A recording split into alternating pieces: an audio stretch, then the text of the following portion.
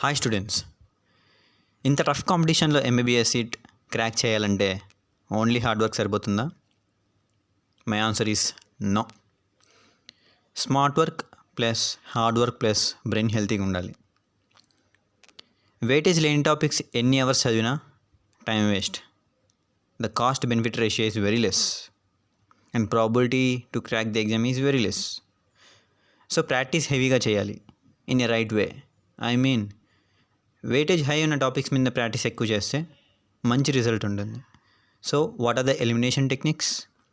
4 options ఇస్తే అందులో 1 option eliminate చేసి 1 ఆప్షన్ని పిక్ చేయాలి అంటే ఎలా ప్రాక్టీస్ చేయాలి? ఇంతకుముందు ఎయిమ్స్ ఎగ్జామ్ ఉండేది. అప్పుడు కాంపిటీషన్ చాలా తక్కువ ఉండేది, ఎందుకంటే టాపర్స్ అందరూ ఆ ఎగ్జామ్కి డైవర్ట్ అయ్యేవాళ్ళు. ఇక్కడ ఏమైపోయిందంటే 2018 తర్వాత అనౌన్స్మెంట్ వచ్చేసింది. So NEET exam is a common medical exam for all India అని చెప్పేసి. ఈ కామన్ మెడికల్ ఎగ్జామ్ పెట్టేసిన తర్వాత total all over India competition చాలా ఇంక్రీజ్ అయిపోయింది. 2.5 million, I mean 25 lakhs members ఇంత హెవీ కాంపిటీషన్లో ఉన్నారు. ఈ ఇయర్ రాశారు. సో రీసెంట్ పాస్ట్ పేపర్స్ చూస్తే పేపర్ టఫ్నెస్ అనేది చాలా తక్కువ. 22 కానీ 21 కానీ 23 కానీ 20 కానీ. బట్ ఎప్పుడైతే 2016, 17, 18 పేపర్స్ చూసారో that is the most toughest one. CBSE paper take over చేయడం మానేసింది. I mean the NTA exam ఎప్పుడైతే తీసుకుందో నీట్ ఎగ్జామ్ కండక్ట్ చేయాలని, అప్పటి నుంచి పేపర్ టఫ్నెస్ అనేది చాలా సింపుల్ అయిపోయింది, చాలా తగ్గిపోయింది టఫ్నెస్ అనేది. సో 19, 20, 21, 22, 23, 24, ఇప్పుడు 25 paper toughness is very less, తగ్గిపోతూ వస్తుంది. They are sticking to only basics. They are sticking to only basics అంటే they are not prioritising to tough topics అంటే no. They are giving, but most of the people చేసేటట్టుగానే ఉన్నాయి bits. So competition అనేది చాలా చాలా చాలా increase అయిపోతుంది. So మనం దీనికి ఏం చేయాలి అంటే వెయిటేజ్ కంపల్సరీగా ఉండాలి. ఒక యావరేజ్ స్టూడెంట్ కూడా మంచి స్కోర్ చేసే పేపర్స్ని ఎందుకు మిస్ చేసుకోవాలి? శ్రీ చైతన్య నారాయణ మెటీరియల్స్ ఫాలో అవుతున్నారంటే లాంగ్ టర్మ్కి ఫీజు అనేది రెడీగా పెట్టుకోండి. వాళ్ళు చదివించే మెటీరియల్ చాలా bulky but worthless. Knowledge gain అవుతుంది but no use for the exam. They will make you to read before 3 months. ఆ ఎన్సీఆర్టీస్ అనేటివి 3 months ముందర పట్టుకోమని చెప్తారు. సో ఆ 3 months ముందర చెప్పడం వల్ల ఆ 3 monthsలో paper to paper, pin to pin మనం ఎంత చదివినా కూడా ఎంత రెప్లికేట్ చేస్తాం ఎగ్జామ్లో, I think that is very less probability. ఒక ఐక్యూ ఎక్కువ ఉన్న స్టూడెంట్ ఎక్కువ స్కోర్ చేయొచ్చు, యావరేజ్ స్టూడెంట్ యావరేజ్గానే వస్తాయి marks. So average student beat చేయాలి సీట్ అంటే మోర్ రిపిటేషన్స్, హై ప్రాక్టీస్ చాలా ఉండాలి. సో ఈ వీడియోలో biology, I mean the botany and zoology, physics and chemistry in detail weightage తెలుసుకున్నాం.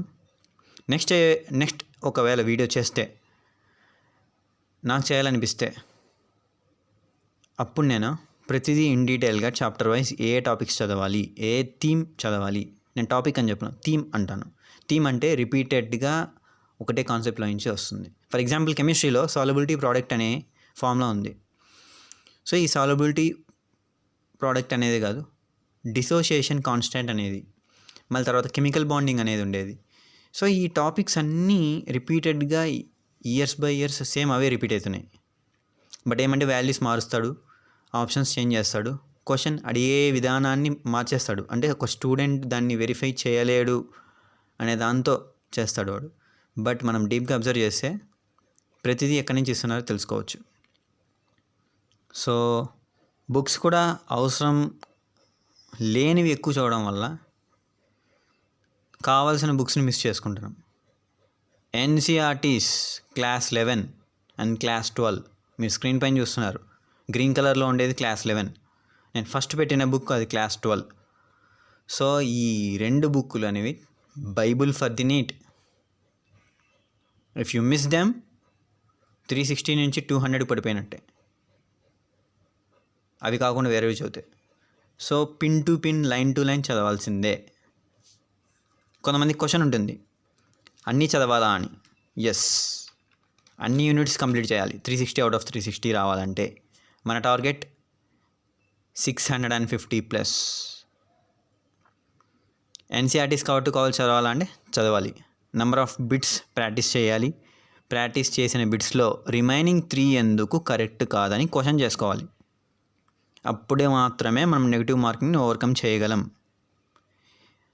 ఇంకో క్వశ్చన్ ఉంటుంది కొంతమందికి, ఎగ్జామ్కి ఎన్ని రోజుల ముందు రివిజన్ స్టార్ట్ చేస్తే బెటర్ అని చెప్పేసి. సో దీనికి answer it based on person to person. ఎందుకంటే కొంతమంది డైలీ నేర్చుకొని డైలీ రివిజన్ చేసేవాళ్ళు ఉంటారు. కొంతమంది ఓన్లీ చదివేస్తారు, వీకెండ్లో రివిజన్ చేస్తారు. కొంతమంది మంత్ ఎండింగ్లో రివిజన్ చేస్తారు, లాస్ట్ వీక్స్లో. సో ఇలా పర్సన్ టు పర్సన్. నా సజెషన్ ఏంటంటే biology subject is a memory base అనమాట. అండ్ సో ఈ మెమొరీ బేస్ సబ్జెక్ట్ని నీట్ ఎగ్జామ్కి మనం ఒక 3 to 4 months ముందు చదివితే కనుక చాలా చాలా చాలా చాలా బెనిఫిట్గా ఉంటుంది. అలా కాకుండా ఒక 6 months బాగా చదివేసి లాస్ట్ ఎగ్జామ్కి వచ్చే టైంలో మన ఫిజిక్స్ కెమిస్ట్రీ పెట్టేసుకున్నాం అనుకోండి, it is very very very very damage to your life. అంటే సీట్ పోయినట్టే. ఎందుకంటే biology is the seat deciding factor. Rank deciding factor వచ్చి ఫిజిక్స్. ఇది చాలా ఇంపార్టెంట్, గుర్తుపెట్టుకోవాల్సింది. ఎందుకంటే more than half of the percent, I mean the 720 మార్క్స్లో 360 above plus marks మనం only మెమొరీతోనే gain అవుతున్నాం. అంటే చాలా ఈజీ అని గుర్తుపెట్టుకోండి. గుర్తుపెట్టేసుకుంటే రిప్లికేట్ చేయొచ్చు. వాళ్ళు ఎన్సీఆర్టీస్ దాటి అడుగుతున్నారా అంటే అడగడం లేదు. ఎన్సీఆర్టీస్లో డెప్త్ అడుగుతున్నాడు అంతే. మీరు ఏ బిట్ అయినా తీసుకోండి, 24, 23, 22, 21 ఎక్కడి నుంచైనా తీసుకోండి, ఎన్సీఆర్టీస్ దాటి బయటికి వెళ్ళడం లేదు. For example human physiology topic అనుకోండి. Human physiology topic the most important. More than 15 bits కంటిన్యూస్గా ఎవ్రీ ఇయర్ ఇండైరెక్ట్గా అడుగుతున్నాడు. అది అందరికీ తెలుసు, బట్ మనం స్కిప్ చేసామంటే పోతుంది. డైజెషన్ అండ్ అబ్జార్ప్షన్ అనే టాపిక్ ఉంది, సబ్ టాపిక్. దాంట్లో ఆ టాపిక్ మనం చిన్నప్పటి నుంచి చదివామని చెప్పేసి చాలామంది స్కిప్ చేస్తారు, బట్ దాంట్లోనే డెప్త్ అడిగేస్తాడు. ఇలాంటి కాన్సెప్ట్స్ అన్ని మిస్ అవ్వడం వల్ల మనం ర్యాంక్ అనేది చాలా వెనక్కి పడిపోతున్నాం. సో ఇంకోటి ఏంటంటే 2 years నుంచి డైలీ 8 hours, 7 hours, 6 hours కన్సిస్టెంట్గా ఇచ్చేవాళ్ళు ఉంటారు. వీళ్ళు పరిస్థితి ఏంటంటే వీళ్ళు సక్సెస్ అవుతారా ఫెయిల్యూర్ అవుతారా అంటే వీళ్ళలో కొంతమంది మాత్రం సక్సెస్ అవుతారు. ఎలా అంటే వీళ్ళకి ఓవర్ కాన్ఫిడెన్స్ ఎక్కువ ఉంటుంది. 8 hours చదువుతున్నాం, 6 hours చదువుతున్నాం అని. బట్ వాళ్ళు టెస్ట్ రాయరు కదా. నువ్వు వీక్లీ ఒక్కసారి పర్ఫెక్ట్గా చదివినా దాన్ని నెక్స్ట్ డే ఎగ్జామ్ రాసేటట్టుగా చూసుకోవాలి. Listen carefully. నేను చెప్పాను ఒకటి, కెమిస్ట్రీలో ఫార్ములా బేస్డ్ ట్రిక్కీగా ఉంటాయి ఫార్ములాస్ అని చెప్పేసి. వెన్ కమింగ్ టు బయాలజీ మాత్రం మెమొరీ బేస్డ్. ఈ మెమొరీ బేస్డ్ ఎలా ఉండాలంటే ప్రాక్టీస్ హెవీగా చేస్తే ఆ కాన్సెప్ట్ అనేది గుర్తుండిపోతూ ఉంటుంది. కెమిస్ట్రీ ఫిజిక్స్ అలా కాదు, నువ్వు ఎన్నైనా ప్రాక్టీస్ చేయి, నీకు లాజిక్ అనేది పట్టుకునేంత వరకు, గ్రిప్ పట్టుకునేంత వరకు నువ్వు ఎన్ని ప్రాక్టీస్ చేసినా వేస్ట్. అది మాత్రం అది 100% ట్రూత్. ఫిజిక్స్లో లాజిక్ లేకోకుండా నువ్వు ఎన్ని బుక్స్ ప్రాక్టీస్ చేసినా కూడా వేస్ట్. నువ్వు లాజిక్ గ్రిప్ పట్టుకోవాలి, దాంట్లో ఉన్న సౌల్ పట్టుకోవాలి. అప్పుడు ఫార్ములా కూడా అవసరం లేదు, డైరెక్ట్ నీకు ఫార్ములా నువ్వే తయారు చేస్తావు. That is the thing. So ఇప్పుడు మనం కంటిన్యూస్గా వితౌట్ ఎనీ టైం వేస్ట్ బయాలజీలో ఇంపార్టెంట్ ఏంటి, కెమిస్ట్రీలో ఇంపార్టెంట్ ఏంటి, ఫిజిక్స్లో ఇంపార్టెంట్ టాపిక్స్ ఏంటి నీట్గా డిస్కస్ చేసుకున్నాం. ఇవి ఒక పేపర్ పెన్ తీసుకొని రాసుకుంటే చాలా మంచిది. స్క్రీన్లో మనకు కనబడుతుంది కదా, ఫస్ట్ టాపిక్ చూస్తే డైవర్సిటీ ఇన్ లివింగ్ వరల్డ్ అని చెప్పేసి.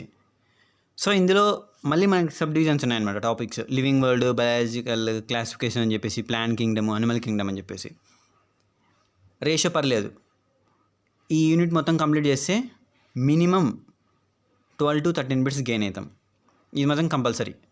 అబౌట్ 10 అని చెప్పేసి గుర్తుపెట్టేసుకోండి. ఎందుకంటే బేసిక్ ఐడియా ఉంటే చాలా మంచిది కదా. అంటే ఎంత దానికి టైం మీరు అవాయిడ్ చేయాలని చెప్పేసి మనకి డౌట్స్ అనేవి ఉండవు. ప్రియారిటీ అనేది ఎక్కువ తక్కువ అనేది మనం చెక్ చేసుకోవచ్చు.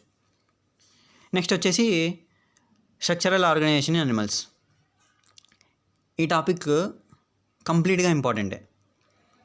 అనిలిడా, మొలస్కా చదువు, అనిలిడా చదువు అని చెప్పేసి, మళ్ళీ తర్వాత స్పాంజెస్ చదువు అని చెప్పేసి పర్టికులర్గా చెప్పుకున్నాం అనుకోండి, అది బాగోదు.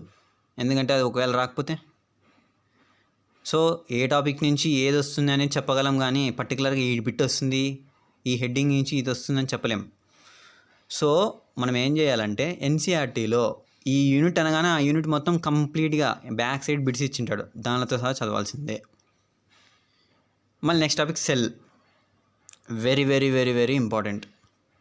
ఎందుకు రెడ్యూస్ చేసి ఈ టాపిక్స్ని స్క్రీన్ పైన పెట్టడం జరిగిందంటే, ఇవి స్కిప్ చేయకుండా ఎగ్జామ్కి వెళ్ళకూడదని మెయిన్ ఇంటెన్షన్ అదే. సో సెల్ మనకందరికీ తెలుసు, cell is the unit of life అని చెప్పేసి. సో యూనిట్ అనేది స్కిప్ చేయొద్దండి. అయితే ఒకవేళ మీ బాడీలో సెల్ ఉంటే మీరు స్కిప్ చేయరు దీన్ని. బయోమాలిక్యూల్స్ ఉంది కదా, సో బయోమాలిక్యూల్స్లో ప్రతి ఇయర్ 3 బిట్స్ ఇస్తాడు.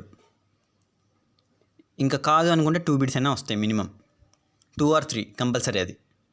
Next plant diversity. Plant diversity అంటే ఏదో కాదు, ప్లాంట్ ఫిజియాలజీ. సో ఇక్కడ ఈ ప్లాంట్ ఫిజియాలజీలో మనం ఏం చూసుకుంటామంటే ఫోటోసింథసిస్, రెస్పిరేషన్ అనేది చాలా ఇంపార్టెంట్. అవి చాలా ఇంపార్టెంట్. ఈ ప్లాంట్ ఫిజియాలజీ మొత్తం చదవాలా, ఓన్లీ 2 టాపిక్స్ ఇక్కడ స్క్రీన్ మీద మెన్షన్ చేసిన చదవాలా అంటే కంప్లీట్ టాపిక్ చదవడం వల్ల టైం వేస్ట్ అనమాట. నేను చెప్పేది అదే. ప్లాంట్ ఫిజియాలజీలో మనకు వచ్చే బిట్స్ ప్రతి ఇయర్ 7 బిట్స్ వస్తాయి అంతే. 7 or 8 అనుకోండి, అప్రాక్సిమేట్గా 7 or 8 బిట్స్ వస్తాయి. Cost benefit ratio is very less. ఎందుకంటే ఎక్కువ అవర్స్ పెట్టి చదవాల్సి వస్తుంది, అది కూడా అర్థం చేసుకోవడానికి చాలా టైం పడుతుంది. బట్ వచ్చే బిట్స్ మాత్రం 7 అలా ఉంటుంది. సో నేను చెప్పేది ఏంటంటే, ఇక్కడ ఫర్ ఎగ్జాంపుల్ నేను ప్లాంట్ ఫిజియాలజీలో చూసుకుంటే యాక్టివ్ ట్రాన్స్పోర్ట్, ప్యాసివ్ ట్రాన్స్పోర్ట్, మళ్ళీ తర్వాత మనకి హార్మోన్స్ ఉన్నాయి కదా, ప్లాంట్ హార్మోన్స్, ఆక్సిన్స్, జిబ్బర్లింగ్స్ అని చెప్పేసి ఈ టాపిక్స్ని బాగా ఫోకస్ చేసుకొని చూసుకుంటే మనకి బాగుంటుంది అనమాట. ఈ ట్రాన్స్పోర్ట్లో కూడా ట్రాన్స్పిరేషన్, గట్టేషన్, కొన్ని టర్మినాలజీస్ ఉన్నాయి. వాట్ ఈజ్ వాట్ అనేది బాగా చెక్ చేసుకొని దాని సబ్ టాపిక్స్ కూడా ఒకసారి చూసుకుంటే చాలా బెటర్. ట్రాన్స్పిరేషన్ అనే టాపిక్ అనేది ఉంది, దాన్ని స్కిప్ చేయకూడదు. ఇంకోటి, నేను ఇంతకుముందు ప్లాంట్ కింగ్డమ్లో ఒకటి చెప్పేది మర్చిపోయాను. ప్లాంట్ కింగ్డమ్లో మనకు వచ్చేది 3 బిట్సో 2 బిట్సో, బట్ ఫోకస్ చేయాల్సినవి కొన్నే ఉన్నాయి. ఒకటి, ఎలాంటి టాపిక్స్ అంటే ఫర్ సపోజ్ జిమ్నోస్పెమ్స్ అనుకోండి. ఇప్పుడు మనం జిమ్నోస్పెమ్స్ అంటే అందరికీ తెలుసు, నేకెడ్ సీడ్స్ అని చెప్పేసి. సో ఇలా టెరిడోఫైట్స్, మాసెస్ అంటే ఏంటి, బ్రయోఫైట్స్ అంటే ఏంటి. బ్రయోఫైట్స్ అంటే ల్యాండ్ మీదన, వాటర్లోన గ్రో అయ్యేది ప్లాంట్. సో అవన్నీ చూసుకోవాలన్నమాట. అంటే ప్లాంట్లో పార్ట్స్ ఉన్నాయి కదా, మరి ఆ పార్ట్స్ కూడా చదువుకోవాల్సిందే ప్రతిదీ.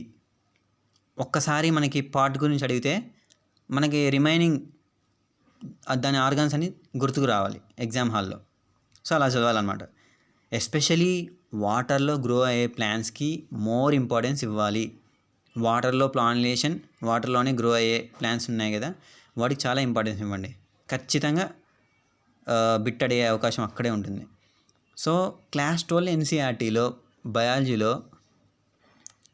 ఒక లెసన్లో sexual reproduction in flowering plants అని చెప్పేసి, అక్కడ మొత్తం అంతా వాటర్లో జరిగే ప్లాంట్స్ గురించి ఎక్కువ ఇంపార్టెన్స్ ఇచ్చాడనమాట.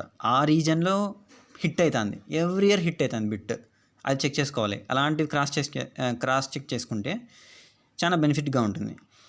When coming to human physiology, ఈ హెవీయెస్ట్ టాపిక్స్ ఏవైతే ఉన్నాయో అన్ని క్లాస్లలోనే ఉన్నాయి, అన్ని క్లాస్ 11లోనే ఉన్నాయి ఈ హెవీయెస్ట్ టాపిక్స్ అన్నీ. హెవీ వెయిటేజ్ అనమాట. ఈ హ్యూమన్ ఫిజియాలజీని మిస్ చేసిన వాళ్ళు అసలు ఎగ్జామ్ కూడా పోవాల్సిన అవసరం లేదు నాకు తెలిసి. మోర్ దాన్ 14 to 15 బిట్స్ ప్రతి ఇయర్ వస్తున్నాయి. దాంట్లో మరి సబ్ టాపిక్స్ ఇంపార్టెంట్ ఏంటి అంటే body fluids. Second priority digestion and absorption. Body fluids, digestion, absorption ఖచ్చితంగా. కిడ్నీ, లివర్, హార్ట్ వీటి ఫంక్షన్స్ ఏంటి. మళ్ళీ తర్వాత లాస్ట్ టాపిక్లో ఈ డైజెషన్ అబ్జార్ప్షన్లో లాస్ట్ టాపిక్ ఉంది ఒకటి. ఒక ఫిగర్ ఇచ్చేసిన తర్వాత నేను ఎన్సీఆర్టీ ఇప్పుడు ఓపెన్ చేసి చూపిలేను. సో ఇప్పుడు ఎన్సీఆర్టీలో ఫిగర్స్తో కూడిన డయాగ్రామ్స్ ఎన్ని ఉన్నాయో ఒక్కసారి చూసుకోండి. ప్రతి యూనిట్కి, ఇంపార్టెంట్ యూనిట్స్ అన్నిటికీ ఆ ఫిగర్ చుట్టూ ఉంటాయి బిట్స్. ఆ ఫిగర్ని చూసారంటే మనం బిట్స్ ఈజీగా హ్యూమన్ రిప్రొడక్షన్ అలానే ఉంటాయి ఎన్సీఆర్. సో హ్యూమన్ రిప్రొడక్షన్ కూడా బాగా చూసుకోవాలి. Female and male reproductive systems, terminology అనేది చాలా ఇంపార్టెంట్ హ్యూమన్ రిప్రొడక్షన్లో. టర్మినాలజీ అనేది చాలా ఇంపార్టెంట్. యూరేత్రా అంటే ఏంటి, యూరేటర్ అంటే ఏంటి, డిఫరెన్స్ చూసుకోవాలి.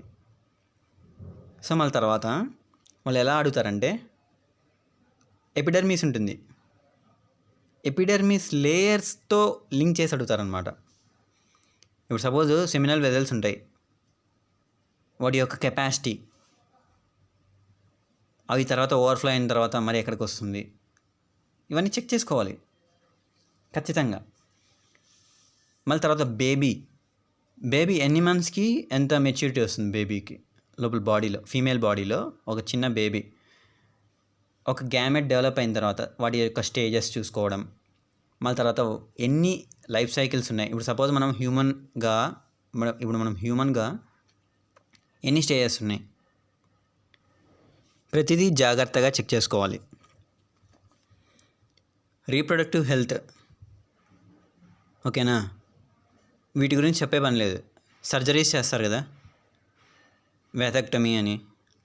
టెస్ట్ ట్యూబ్ బేబీ అంటే ఏంటి. మళ్ళీ తర్వాత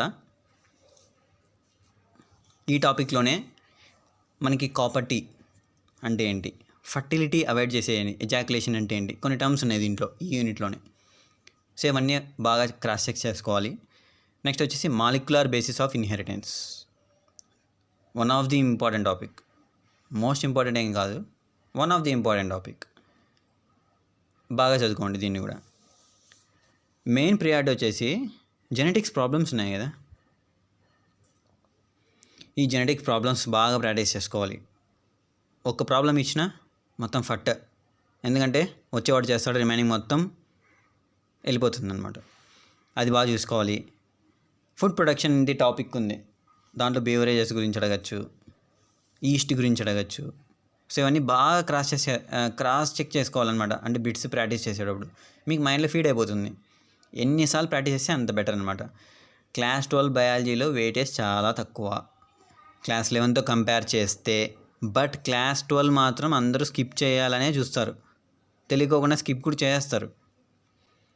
దీనికి ఇచ్చే ప్రియారిటీ ఇవ్వాలి, ఎందుకంటే డైరెక్ట్ బిట్స్ మనం చెప్పగలం క్లాస్ 12 ఎన్సీఆర్టీలో ఏ థీమ్ నుంచి ఎక్కడి నుంచి వచ్చాయని. కానీ ఎక్కడి నుంచి వస్తాయని చెప్పగలం, కానీ క్లాస్ 11లో అలా కాదు. క్లాస్ 12లో చెప్పగలం, క్లాస్ 11 ఎన్సీఆర్టీలో అలా కాదు. హెవీ వెయిటేజ్, మొత్తం యూనిట్ మొత్తం చదవాల్సి వస్తుంది. అది డిఫరెన్స్ రెండింటికి.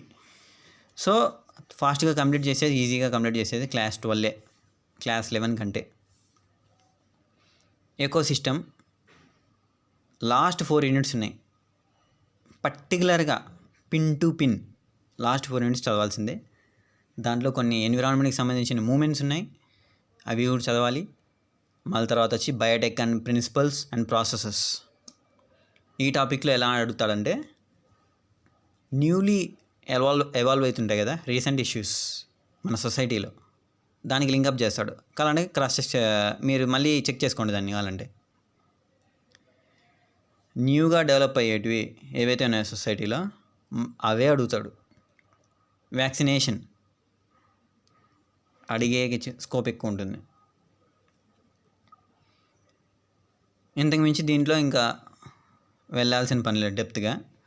ఈ టాపిక్సే చదవాలా, వీటికే స్టిక్ అవ్వాలా అంటే కాదు. నేను చెప్తున్నా కదా, వీటికే స్టిక్ అవ్వాలా అంటే కాదు. ఇవి మోస్ట్ ఇంపార్టెంట్ టాపిక్స్ ఇప్పటివరకు చెప్పినవి. హ్యూమన్ ఫిజియాలజీ కానీ, డైవర్సిటీ ఇన్ లివింగ్ వరల్డ్ కానీ, ప్లాంట్ ఫిజియాలజీ కానీ, ప్లాంట్ కింగ్డమ్ కానీ, ఇవన్నీ మోస్ట్ ఇంపార్టెంట్ టాపిక్స్. సో ఇవి స్కిప్ చేయకోకుండా ఎగ్జామ్కి పోవద్దు. మోస్ట్ వెయిటేజ్ ఇవన్నీ కలిపి మోర్ దాన్ 300+ ఈజీగా స్కోర్ చేయొచ్చు, అది మాత్రం డ్యామ్ షూర్. సెల్ డివిజన్లో కూడా మైటాసిస్ అండ్ మియోసిస్ ఈ 2 టాపిక్స్ ఉన్నాయి కదా, నేను చెప్పేది మర్చిపోయాను. సెల్ డివిజన్లో ఈ 2 టాపిక్స్ ఉన్నాయి, మైటాసిస్ అండ్ మియోసిస్. వీటిలో స్టేజెస్ ఉన్నాయి, metaphase, interphase, G phase, G0 phase, S phase అని చెప్పేసి, G2 ఫేజ్ అని. సో ఇవన్నీ ఎలా ఇంటర్లింక్ చేసుకోవాలంటే హ్యాప్లాయిడిటీ ఏంటి, డిప్లాయిడిటీ ఏంటి, అసలు మెటాఫేజ్ ఎక్కడ జరుగుతుంది, మళ్ళీ తర్వాత మైటాసిస్ అంటే ఎక్కడ జరుగుతుంది, హ్యూమన్స్లో జరిగేది ఏ ఫేజ్, మియోసిసా మైటాసిసా, ఇవన్నీ చెక్ చేసుకోవాలి. ఎందుకు చెక్ చేసుకోవాలి అంటే మనం ఇప్పటి వరకు Narayana Chaitanya material, Aakash material, LN material ఏవో సంథింగ్ చదివింటాం. వాటిలో ఒక రేంజ్లో హై స్టాండర్డ్ MBBS లెవెల్లో చదివిస్తాడు మిమ్మల్ని మెటీరియల్ పెట్టి. బట్ మనకి బేసిక్స్ మాత్రం కవర్ అయ్యి ఉండవు, బేసిక్స్ మాత్రం రావు, అడ్వాన్స్డ్ స్టేజ్లో చదువుతూ ఉంటాం. ఇప్పుడు రీసెంట్ పాస్ట్గా అడిగే నీట్ పేపర్స్ ఎలా ఉన్నాయంటే మనం ఒకసారి చెక్ చేస్తే 21, 22, 23, 24 పేపర్ వరకు సింపుల్ బేసిక్స్తోనే ర్యాంకులే పోతున్నాయి చాలామందికి. జీన్కి అలీల్కి డిఫరెన్స్ ఏంటి, జీన్కి అలీల్కి. సో ఇలాంటివి అడిగేసినాడు అనుకోండి, ఒక్కసారిగా దెబ్బ తినిపోతారు. క్రోమోజోమ్ అనేది మళ్ళీ దాంట్లో టైప్స్ ఉన్నాయి, జే షేప్ అని చెప్పేసి కొన్ని షేప్స్ ఉన్నాయి మళ్ళీ దాంట్లో. సో ఇవన్నీ ఇంటిగ్రేటెడ్ చేసుకొని చదివితే తప్ప బయాలజీలో 360 అవుట్ ఆఫ్ 360 రావడం అంత ఈజీ అయితే కాదు. హార్డ్ వర్క్ చేయాల్సిందే బయాలజీ పార్ట్, ఎందుకంటే మెమొరీ బేస్డ్కి హార్డ్ వర్క్ అనేది చేయడం ఈజీ. ఫిజిక్స్ అనుకోండి, అది మీ కేపబిలిటీ లాజిక్ ప్రకారంగా ఉంటుంది. అది మీరు చేయగలుగుతారా చేయలేరా అని చెప్పేసి మీ హార్డ్ వర్క్ మీద బేస్ అయి ఉండదు, మీకు లాజిక్ స్ట్రైక్ అయ్యేంతవరకు. ఓకేనా? So next moving on to chemistry part. When coming to the chemistry, ఈ స్క్రీన్ పైన కనబడిస్తుంది కదా, physical chemistry, inorganic chemistry and organic chemistry నేను చెప్తాను ఇప్పుడు. సో ఫిజికల్ కెమిస్ట్రీలో some basic concepts of chemistry, atomic structure, equilibrium, solutions, electrochemistry, chemical kinetics, ఇవి చాలా important topics అనమాట. సో ఇంపార్టెంట్ టాపిక్ కెమిస్ట్రీలో ఒక వెరైటీ థింగ్ ఏంటంటే ఏవైతే మోస్ట్ ఇంపార్టెంట్ ఉన్నాయో అవి చాలా డిఫికల్ట్ అనమాట. అంటే ఒక యావరేజ్ స్టూడెంట్ దాన్ని ఓవర్కమ్ చేయలేడు. ఏవైతే అన్ఇంపార్టెంట్ టాపిక్స్ ఉన్నాయో, అంటే అవి వస్తాయా తెలియదు, రావా తెలియదు, అలాంటి టాపిక్స్ ఈజీగా కంప్లీట్ చేస్తాడనమాట ఒక యావరేజ్ స్టూడెంట్ అనేవాడు. సో ఇది అనమాట ఫిజికల్ కెమిస్ట్రీ కానీ, ఆర్గానిక్ కెమిస్ట్రీ కానీ, ఇన్ఆర్గానిక్లో మనం ప్రతి ఇయర్ చూసుకుంటూ ఉండాలి. ఏంటి అంటే ఎలాంటి మోడల్స్ అడుగుతున్నాడు, ఏ రీజన్ నుంచి ఎక్కువ వస్తుంది. ఇప్పుడు 1 month తర్వాత ఎగ్జామ్ ఉందంటే మనం ప్రిపేర్డ్గా ఉండాలన్నమాట. అంటే ఎలా, ఈ టాపిక్ నుంచి నేను బిట్స్ వస్తాయి, నేను చేయగలను వీటిని అని చెప్పేసి. ఫర్ ఎగ్జాంపుల్ ఇప్పుడు ఎస్పెషల్లీ మన కెమిస్ట్రీలో చూసుకుంటే ఆర్గానిక్ కెమిస్ట్రీ అనేది చాలా పవర్ఫుల్, అది మనకు తెలుసు. ఆర్గానిక్ కెమిస్ట్రీ రాదు అంటే మనం అసలు బ్యాక్వర్డ్ ఉన్నట్టే, అర్థమైపోతుంది మనకి రాదని చెప్పేసి. డైలీ ప్రాక్టీస్ అనేది 100% ఆర్గానిక్ కెమిస్ట్రీలో పెట్టాల్సిందే. నామన్క్లేచర్ డైలీ ప్రాక్టీస్ చేయాలి. IUPAC నేమ్స్, ఒక స్ట్రక్చర్ ఇచ్చేసి దాని నేమ్ అడిగాడు అనుకోండి, మనం వెంటనే చెప్పేయాలి, అక్కడ పెట్టేయాలి ఆన్సర్. ఇంకోటి ఏంటంటే మన ఆర్గానిక్ కెమిస్ట్రీలో మోడల్స్ అనేవి డిఫరెంట్గా ఇస్తాడనమాట. స్ట్రక్చర్స్ ఇంతవరకు అంత భయంకరమైన స్ట్రక్చర్స్ అయితే అడగలేదు, సింపుల్గానే అడిగాడు. Stick to NCERT. వీటికి కూడా ఆర్గానిక్ కెమిస్ట్రీకి కూడా స్ట్రక్చర్స్ కానీ, ఫార్ములాస్ కానీ, థియరీ బేస్డ్ అయితే కంప్లీట్గా. ఫర్ ఎగ్జాంపుల్ కొన్ని ఈజీ టాపిక్స్ ఉన్నాయన్నమాట, నేను ఇక్కడ మెన్షన్ చేయలేదు స్క్రీన్ పైన. ఏంటివంటే సర్ఫేస్ కెమిస్ట్రీ కానీ, సాలిడ్ స్టేట్ కానీ, పాలిమర్స్ కానీ, బయోమాలిక్యూల్స్ కానీ, మళ్ళీ తర్వాత ఎలక్ట్రోకెమిస్ట్రీ కానీ, అటామిక్ స్ట్రక్చర్ నేను ఆల్రెడీ చెప్పేశాను. ఇప్పుడు మళ్ళీ తర్వాత P block, S block, D block, F block, periodic table. ఈ ఇనార్గానిక్లో కనబడిస్తుంది కదా స్క్రీన్ పైన, చాలా ఇంపార్టెంట్ ఈ పీరియాడిక్ టేబుల్. వీటిపైన అట్లీస్ట్ బిట్స్ పడతాయి, అంటే మినిమం 2 to 3 బిట్స్ ఈజీగా వచ్చేస్తాయి. జస్ట్ మీరు గ్రిప్ పెట్టుకుంటే చాలు, ఒక 5 hours దాని మీద ఫోకస్ చేయండి, బాగా పర్ఫెక్ట్గా అయిపోతుంది. కెమికల్ బాండింగ్ కూడా తెలుసు మీకు, మోర్ దాన్ 4 బిట్స్, ఇది ఫిక్సింగ్. మోర్ దాన్ 4 బిట్స్ లేకపోతే 4 బిట్స్ కంపల్సరీ. నేను ఇంతవరకు 4 బిట్స్ కంటే తక్కువ ఇచ్చిన చూడలేదు. ఒకవేళ ఇస్తే 3 బిట్స్ ఇవ్వచ్చేమో, అంతేగాని అంతకు మించి తక్కువ అయితే ఇవ్వలేదు. కెమికల్ బాండింగ్ అంత ఇంపార్టెంట్ టాపిక్. స్టిక్ అయిపోండి, ఇంకా 4 బిట్స్ వస్తాయి నాకే అని చెప్పేసి ఆ టాపిక్లో పర్ఫెక్ట్ అయిపోతాయి. బాండ్స్ బాగా చూసుకోవాలి, ఓకేనా. లూయిస్ స్ట్రక్చర్ అంటే ఏంటి, సార్ డాట్ అంటే ఏంటి, ఆర్బిటాల్స్ అంటే ఏంటి, ఓకేనా. ఆర్బిటాల్స్ అంటే ఏంటి, ఆటమ్ అంటే ఏంటి, న్యూట్రాన్ అంటే ఏంటి, ప్రోటాన్ అంటే ఏంటి, ప్రతిదీ చెక్ చేసుకోవాలి. కెమికల్ బాండింగ్లో చాలా ఇంపార్టెంట్ ఇవే. సింపుల్గా అడిగేస్తాడు, బిట్ మాత్రం వెళ్ళిపోతుంది పెట్టకపోతే మాత్రం. ప్రాక్టీస్ మాత్రం చాలా హెవీగా ఉండాలి కెమికల్ బాండింగ్లో.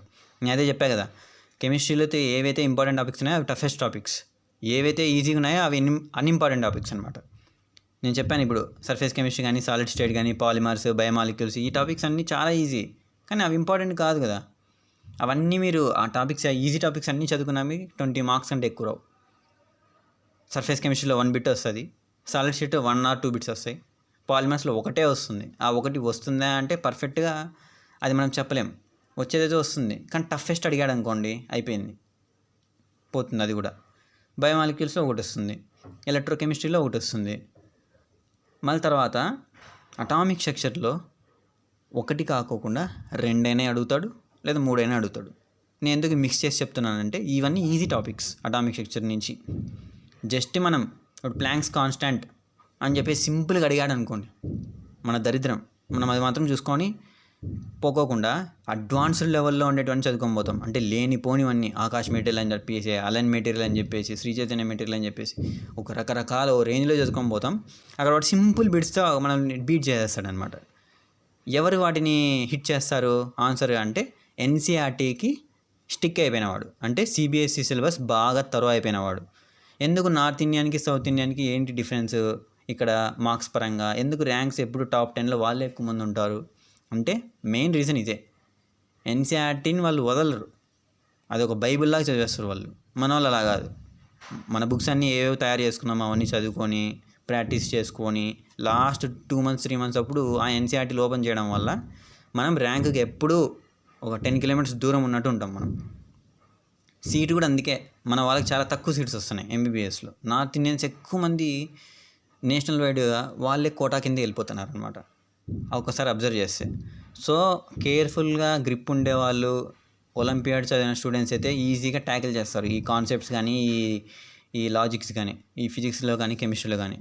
అందుకే బాగా అనలైజ్ చేసుకోవాలి వెయిటేజ్ని ఒక యావరేజ్ స్టూడెంట్ అని చెప్పేది. సో ఇనార్గానిక్ కెమిస్ట్రీలో periodic table, chemical bonding, chemical coordination. Chemical coordination అనేది ఇంపార్టెంట్ టాపిక్, ఓకేనా. సో నెక్స్ట్ నేను చెప్పేది అంటే ఆర్గానిక్ కెమిస్ట్రీ. నేను చెప్పాను మస్ట్ ప్రాక్టీస్ ఉండాలి అని చెప్పేసి. ప్రాక్టీస్ లేకోకుండా నువ్వు పోవద్దు అసలు ఎగ్జామ్కే. ఆల్కహాల్స్, ఫీనాల్స్ అండ్ ఈథర్స్, ఇది డ్రై టాపిక్, కంప్లీట్గా చదవాల్సిందే. Aldehydes, ketones and carboxylic acids, ఈ 2 టాపిక్ నేను ఏవైతే చెప్పానో alcohols, phenols, ethers and aldehydes, ketones and carboxylic acids తరోగా చదవాలి.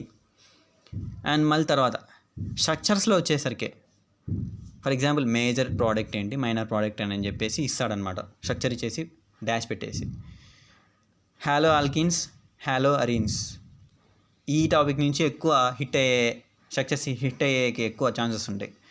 సో వీటిపైన ఎక్కువ ఫోకస్ చేయండి, ఓకేనా. ఎందుకు ఒక 1 బిట్ కూడా మనకి ఎందుకు అంత ప్రియారిటీ అంటే, ఫర్ ఎగ్జాంపుల్ ఇప్పుడు మనకి 25 lakhs మెంబర్స్ రాశారు.